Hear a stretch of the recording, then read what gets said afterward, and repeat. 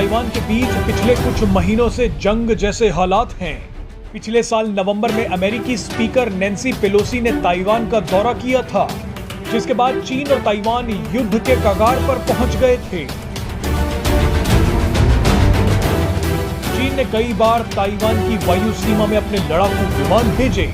चीन ने ताइवान को चारों तरफ से घेर कर युद्ध अभ्यास किया, लेकिन अब जो खबर सामने आ रही है उसने पूरी दुनिया को हैरान कर दिया।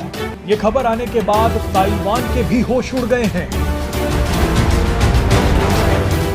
खुलासा हुआ है कि ताइवान ने स्वदेशी तौर पर विकसित की गई अपनी सबसे खतरनाक मिसाइल का एक हिस्सा चीन में मरम्मत के लिए भेज दिया।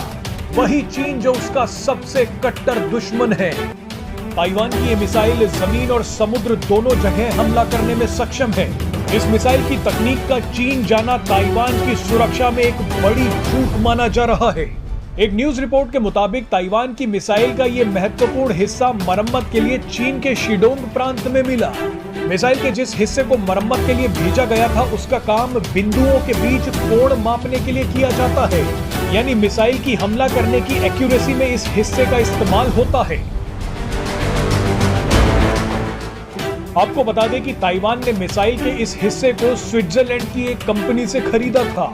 ताइवान का कहना है कि उसने मिसाइल के इस उपकरण को मरम्मत के लिए स्विट्जरलैंड ही भेजा था, लेकिन ताइवान के होश तब उड़े जब मरम्मत के बाद इस उपकरण को चीन के शिडोंग के एक हवाई अड्डे से ताइवान वापस भेजा गया। जांच की गई तो पता चला इस उपकरण की मरम्मत स्विट्जरलैंड में ना होकर चीन के शिडोंग में की गई थी।